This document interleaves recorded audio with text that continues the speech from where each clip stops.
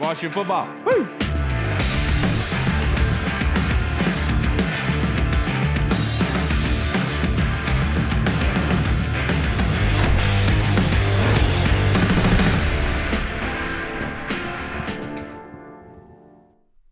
Hello, everybody, and welcome to the Burgundy Zone. I am your host, Kyle. Co-host will not be here for this episode, and the episode's title is The Logan Act, featuring bringing our friend back, Mr. Logan Paulsen, who currently is with the media team at the Commanders. How are you doing on this beautiful Wednesday, brother? I'm good, man. Enjoying the weather. It's nice and warm outside, so that's a nice change from what it's been over the last couple of months. So good deal. Absolutely. I know personally myself in the construction industry, we're waiting for the hot air to get back here.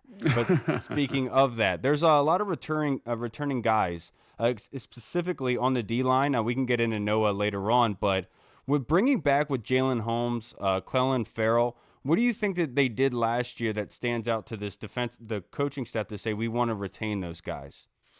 Yeah, I mean, I think when you look at Jalen Holmes and Clelin Ferrell specifically, I think they're big body defensive ends that play with good physicality in the run game. And I think when you look at Clelin specifically, like I was really impressed, honestly, with his leadership. You know, his ability to kind of galvanize, support the offense, mentor young guys. Like that was something that I didn't know about him, and it was really nice to see that kind of execute around the building. I think Jalen Holmes, to me, was a very pleasant surprise. I think his flexibility in terms of his ability to play inside, outside, and then kind of the change up pitch that he brings playing on the edge, the size, the ability to kind of compress the pocket while having like a decent feel for rushing the passer, I thought was a really nice find by Adam Peters.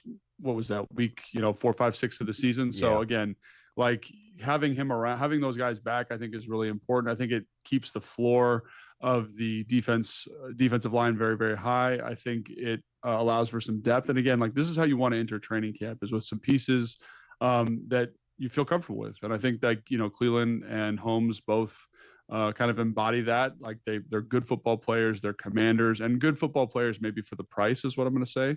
And I think you feel very good about the floor that they bring to the defensive line. My man, we're going to get into Javon Kinlaw and the kind of adding of the weight and the mass for the defensive line, but I want to kind of get into Laremy Tunsil being brought here. What do you think? Obviously, Laremy Tunsil is going to be able to solidify that left side, but what does adding Laremy Tunsil do for a coordinator like Cliff Kingsbury?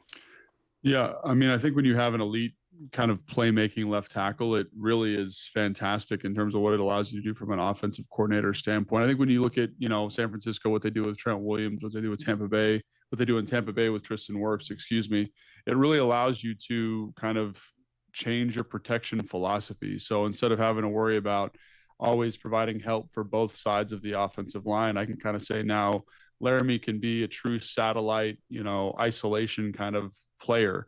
He can take a one-on-one matchup and win that one-on-one matchup consistently, which is very hard to find offensive linemen who can do that. So now that lets us get more eligibles into the route concept. It lets us kind of, again, be more specific with our protection plan, saying, okay, we can kind of leave him on an island. We can work slides away. We can work different kind of calls away from him.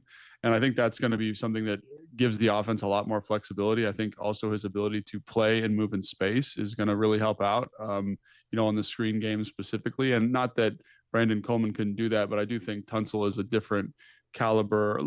And again, Brandon's a tremendous athlete, but Tunsil's just a tick better in terms of athleticism, tick better in terms of feel and experience. So that's excellent. And then your ability to run at him, to run him to the perimeter in terms of pulling him, all those things are on the table.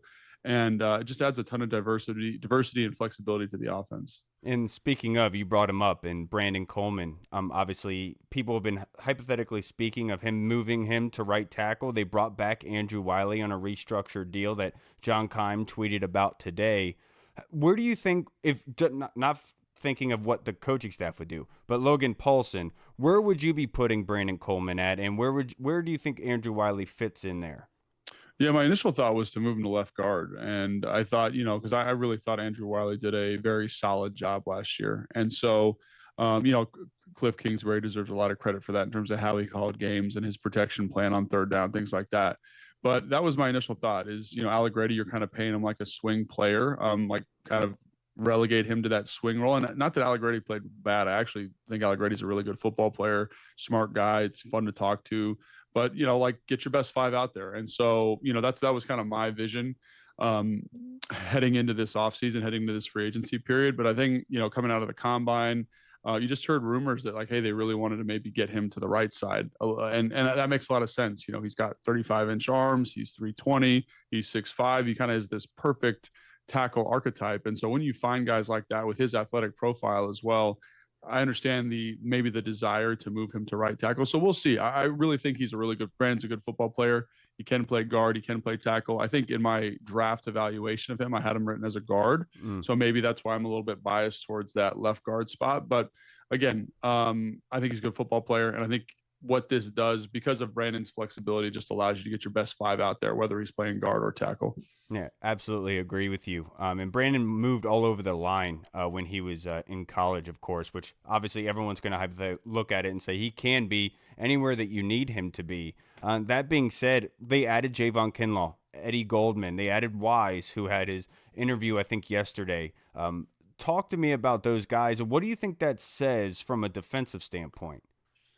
Yeah, I mean, I think it's just this is something I've really appreciated in the 2 kind of free agency cycles that Adam Peters has been, at the helm of. And one of the things is we're not going to go find maybe the biggest name of all time. We're going to find guys that we think fit what it means to be a commander. And when I look at Dietrich Wise, for example, he's one of my favorite players of the last couple of years to watch. He's not a big name, but he's smart. He's passionate. He's got some good pass rush upside for a man of his size. And I think he just gets football. You can tell he really enjoys it, and he plays with the correct physical violence, I would say, right? So getting a player like that in here on a 1-year deal, I think, is a really solid move. Goldman, I played with him when I was in Chicago. He's a plus athlete for a traditional nose guard. He's really good at fending off double teams, getting some penetration. You can run stunts with him because he's a plus athlete. Mm. And I think it just shows you're kind of bringing in personnel. Again, you mentioned this with Holmes, you mentioned this with Farrell, like that are good at stopping the run, or they're more apt at stopping the run. And I think when you look at some of the issues that this team had on first and second down, this personnel reflects kind of a vision to say, hey, we need to be better in this area. And I think getting people who, again, like Goldman, who can sit in there and eat a double team or split a double team or run a line stunt to be disruptive on first and second down, I think is huge. And obviously, we got to kind of see who ends up making the football team, making the ball club. Mm. But I really like some of the moves they made. And then you mentioned Kinlaw, and I think Kinlaw to me is kind of maybe the opposite of the guys we just talked about. And what I mean by that is he's a guy that when you turn on the film, obviously there's some stuff that he can improve in, right? There's some things like on first and second down, you say, man, he can be better here. But when you watch the highlights, the top end plays from his cut up, you're like, man, he's one of one from a physical, athletic explosiveness kind of standpoint. And Okay. so bringing some juice into the defensive line, bringing some explosion, bringing some pass rush pop to kind of align next to Daron Payne and Jerzon Newton, I think is a pretty exciting proposition, and kind of giving the scaffolding of all these really high floor, maybe not high ceiling, but high floor football players around this guy in Kinlaw, who has a really high ceiling, I think is kind of an exciting proposition. And then trusting that Daryl Tapp and Ryan Kerrigan and Joe Witt Jr. understand how to best maximize him. Because again, like I said, there's some stuff on his tape that you're like, man, he could be better here. But the highs, man, the highs are so incredibly exciting. So bringing in a guy who can bring in more defensive explosiveness, I think is what I see there. And so obviously different kind of roles for different people that we just talked about, but I think he could be a special football player. Yeah, and one position that I think that in this draft process, I do a lot of investigating in, and when I'm looking at this team, I'm saying, well, now that Michael or Mikael Walker left, there might be a void, a backup middle linebacker, and being able just to deploy and call the defense. I don't want to take Frankie Louvu out of what he's doing. What he does is great. We want to keep him doing that. But do you think that Jordan McGee is ready to play in that role? Yeah, I mean, he's definitely one of the people I'm most excited about. I think seeing in this upcoming year, I really enjoyed watching him in college when he was at Temple doing his draft evaluation. He was a guy that felt like it's interesting. You kind of go through your list of guys, and I look at it a little bit differently than some scouts. Like some people are looking for rotational starter, special teams, whatever. And I'm always looking for like, can this guy eventually progress to being a starting middle linebacker in Right. the NFL or outside linebacker, whatever, however you want to, can he be a starting player? Right. And he was a guy that I felt could do that. So when they drafted him, I was incredibly excited because I felt like that was ultimately his trajectory. And I think back to how he played in training camp, and I'm like, man, we just missed I think, what could have been a very special year from him, a guy that has tremendous speed, tremendous physicality, and I want to see him get to do that. So he still needs to show that he can do it versus NFL competition. But I think there were hints and little teases, honestly, from him that kind of said, hey, I can do this. I can be this guy that steps into this role, or maybe have a bigger role in the defense. So I really can't wait to watch him in this upcoming year. Just to press on that a little bit more, the physical aspect, of course, he could fit in. Mentally, do you think he could handle it? I think that's something that, as much as I want to say I have insight, that's a coach's decision, You're right? You know what I mean? right. Like that's, and again, like based on what I saw last year, it looked like he was handling some of that stuff fine. And again, Okay. Bobby Wagner's going to call the defense, and having a guy like Bobby, I think, helps insulate a young player from having to do too much heavy lifting there. So I think keeping an eye on that relationship, that dynamic, how they're deploying that personnel in the training camp and the OTA windows and in the mini camps, I think it's going to be something that's going to be very informative with regards to his role potentially this year. Okay, absolutely love it. My bad for pressing. I just wanted to. No, press away, man. I wanted. I had nothing to say, so. No, just because that's one thing I've been trying to wrestle with, because we didn't get to see all that much of him, right? But obviously he was a big dude. I really like to see more of course, and hopefully we'll be able to this year. But let's say in the draft process, we're looking at specifically edge rushers for no reason whatsoever. I'm just asking for a friend. But if you're looking at edge rushers, what are some traits that you think really translate to the NFL? In terms of edge rusher, I think edge rusher is one of the easier positions to evaluate, in my opinion, because you look at things like, height, weight, speed. And if they check all those boxes, there's a pretty good shot that they're going to be pretty good. So you look at, like, you're literally looking for athletes and production. And if there's a good corollary there, and if there's a nice cross sectional in the Venn diagram of like, this guy's hyper athletic and he's hyper productive, like he's going to be a good pro, 9 out of 10 times. And there's a lot of data to support that. So for me, I'm looking for big athletes, big, long-armed athletes that can move well. And hopefully my coaches can get them going in the right direction. Because I think one of the things about college football right now is the schemes are so varied.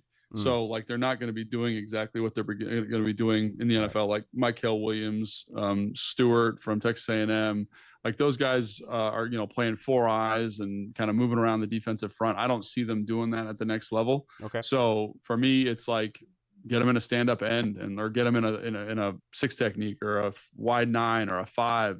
And I think that's probably more their skill set. And I can't wait to see what big athletes do on the perimeter for sure. So I think a guy like Landon Jackson comes to mind when you bring that up at Arkansas, who has played obviously that D end, but much more so lined up on the guard and tackle and a lot of those sets. Where in the NFL, he'd probably be on that wide nine outside shoulder of the tackles in the NFL. But let's flip this over to the offense. I want to kind of talk about the tight ends. How important is it to bring back Zach Ertz and John Bates? I think it's incredibly important, and it's hard to overstate really how important it is to bring Zach back. I mean, he was such a big part of the offense, especially late in the year on third down, on fourth down, in the red zone, in the strike zone. Like he was a tremendous weapon for this team, and just his ability to consistently win man-to-man coverage and win and create favorable matchups. Like I think about the playoff game, which I know a lot of people are trying to forget, but when you watch him in that game, like he's a guy that could consistently win man coverage, right? That's one of the best defenses in football in Philadelphia. And here's a guy that we found a matchup you can win, you can go to him, and he really like made that offense go for a majority of the game. So having him back is incredibly important. John Bates, I can't say enough good things about him from a leadership, from a physicality, from a professionalism standpoint. So I think it was incredibly important to get such a big percentage of the offense back. If you think about it from a production standpoint, what John did in the run game, what Zach did in the pass game, it was a big driver for the offense's success. Obviously, Jayden Daniels is the number one thing there, but those two guys deserve a lot of credit. So it's great to get them back. They're good dudes, they're good leaders, and that's incredibly important when trying to build a long-term winning culture. And especially last year when we needed some help on the outside with chips for the tackles and those sorts. Maybe we could free them up just a little bit more, but obviously that's what John Bates' forte is. He loved to put some people on their butts.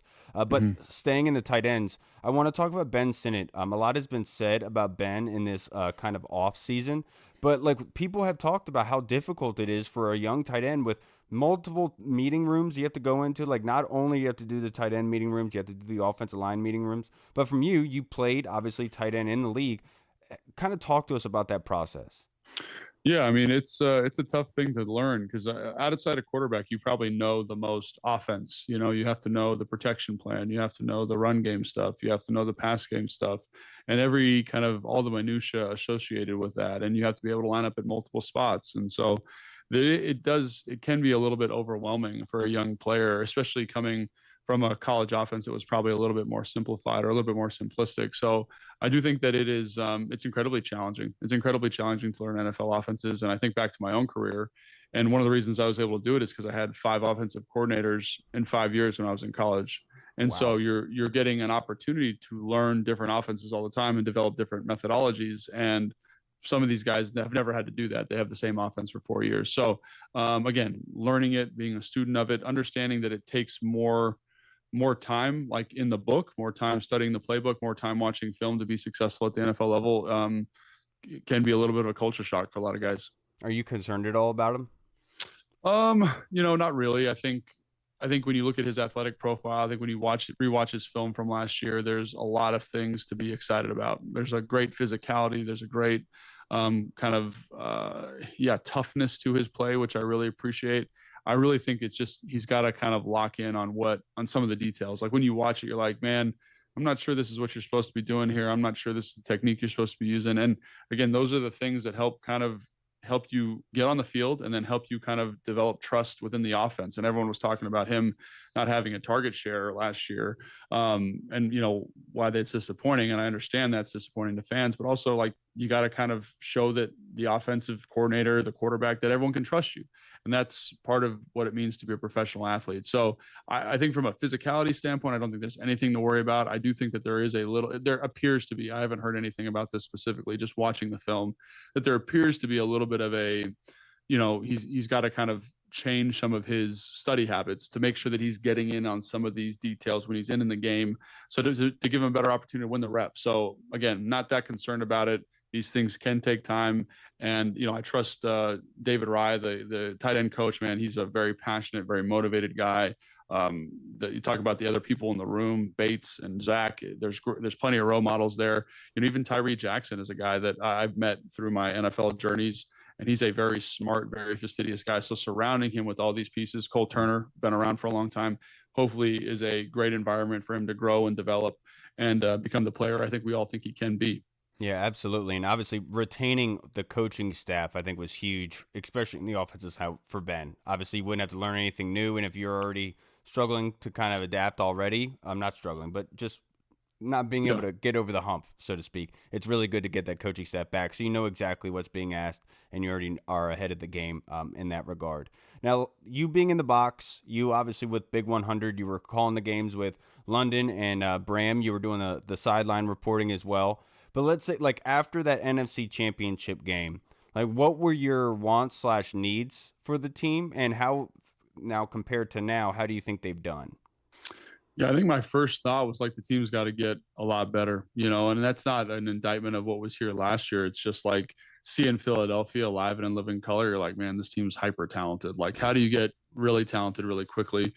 And quite honestly, I think Adam Peters and everybody, Lance Newmark and Dan Quinn, they've all done a great job of getting talented quickly. You get Debo Samuels on the roster, and if he's in shape, if he's on weight, like he could be a really dangerous weapon for this offense. Then you get a franchise left tackle. Like really, I mean, a franchise left tackle, that's a fantastic move, right? And then we talked about all of the kind of, scaffolding to raise the floor of the defense. And again, I think one of the important things here that I always think about is that this is an offensive driven team. So you might invest more assets there, but as long as the defense is solid, and I feel then the team has a chance to win the game. And I think when you look at the personnel they brought in, Jonathan Jones is a great example of this. Like his ability to come in, play multiple spots, back up multiple spots, be a leader in that room, I think is incredibly huge. We mentioned the defensive line already. I think re-signing Bobby Wagner, all those things. So you've added to the ceiling of the team with signings like Debo Samuel, Laramie Tunsil, and then you've raised the floor defensively. And I think if that's kind of the direction I was hoping they would go this offseason. And again, there's a reason I'm not a GM because I didn't really see an easy way for them to get them that done. But again, Adam Peters worked his magic, found ways, pulled people in, made trades, made it happen, and I'm very excited for this team going into the draft and then going into the offseason because I think they've gotten a lot better. Absolutely, totally agree with you. And the scaffolding, that was a bar, dude. Fantastic. And I need to get Jonathan Jones's dentist number, man. That guy's got a set of teeth on him. Very, very nice teeth.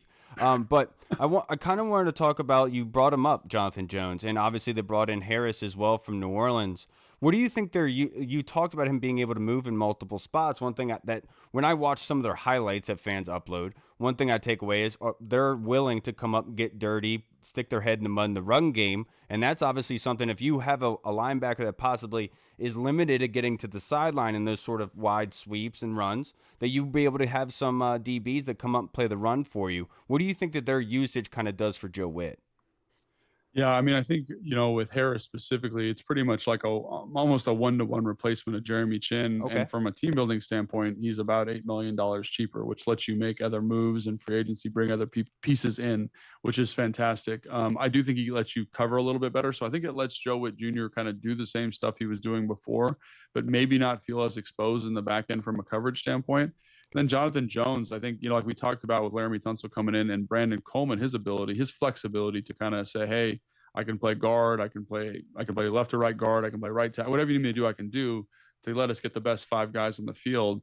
I think Jonathan Jones allows you to do the same thing from a secondary standpoint. Maybe he's the starter at nickel and Mike Sanders still stays outside, or maybe he plays well outside and Mike Sanders still can move to the nickel, or Noah Igbenogany's playing really well and Sanders is playing well and Lattimore's playing well. And now I can back up all three spots. And then when we go dime, I can come in and do some stuff from a coverage standpoint. So I think that's what that gives you. And think about it. He's replacing Benjamin St-Juste, Davis from last year. And, while I have a lot of respect for those guys because they did it at, they're NFL football players and they're playing one of the toughest positions in football, I do think Jonathan Jones brings more flexibility, a little bit more experience, and kind of a play style that I think is going to elevate that room in a nice way if he does have to play. So that's where I think the value is from his addition. Yeah, arrive violently. There's a reason why that's hung up around the facility, right?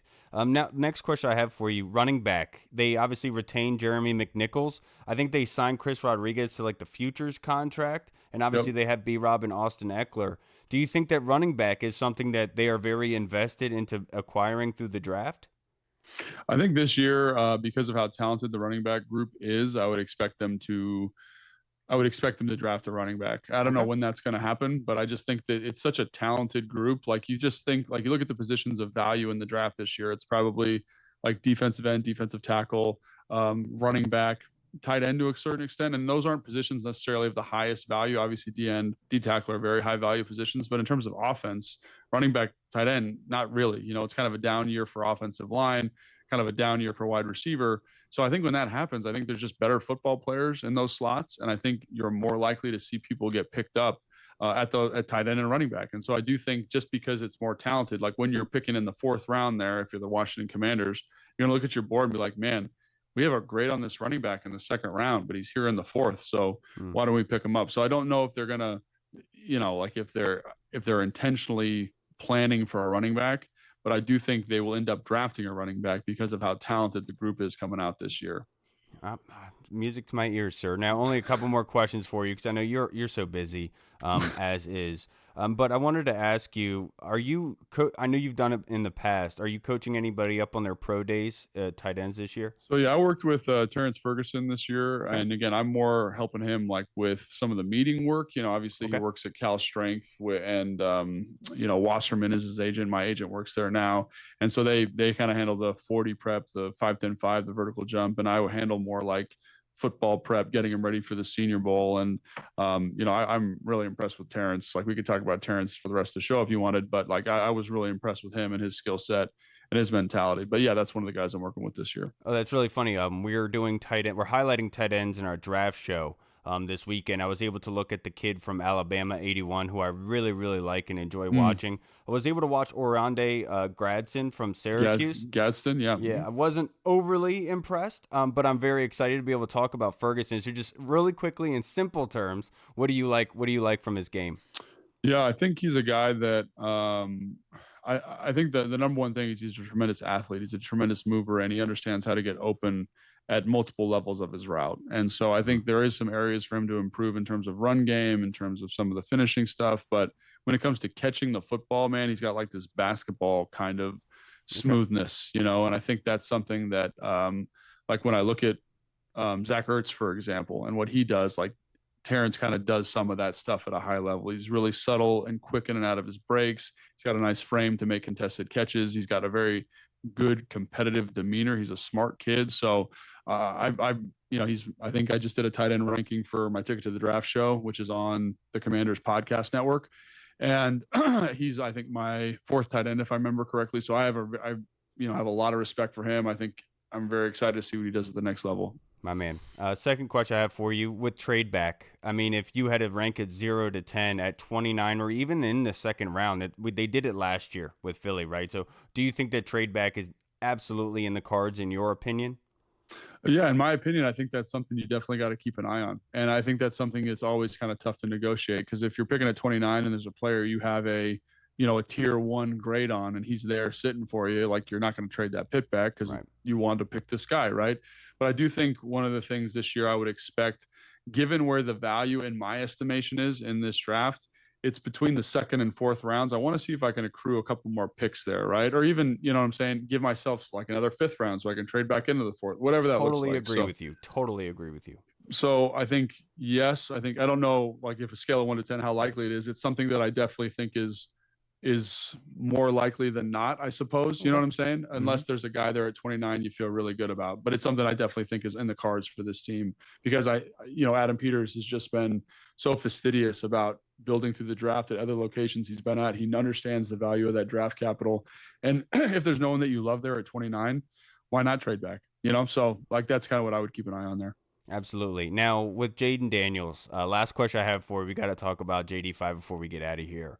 But I know you being it's different being in the stadium. I was at the Falcons game. I was able to be there week 2 against the Giants.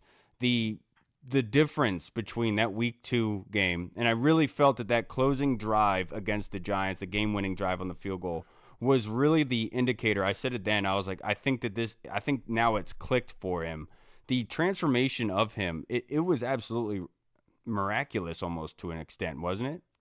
No, I think that's miraculous Not isn't the right miraculous, word, but it was incredible.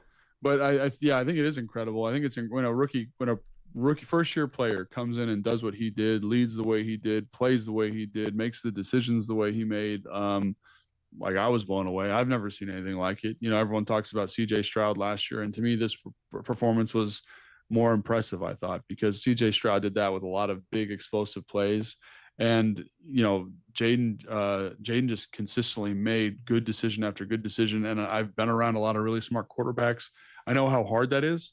So I think that's something that I found incredibly impressive. And just to see his composure, his ability to kind of ride the adversity of the season, I thought was just incredible. Yeah. So it is. He's a special player, man. He's a special player, and I'm really excited that I get to be a part of watching him, and covering him, because it makes my job a lot easier. And last thing, I promise, his leadership style, like his personality, is not something that I have seen a lot of people have. But Mm-hmm. with obviously in the NFL, it's very hard for a young man to be able to take control of a team like Jayden Daniels did. Talk about his kind of personality and that leadership style that he has.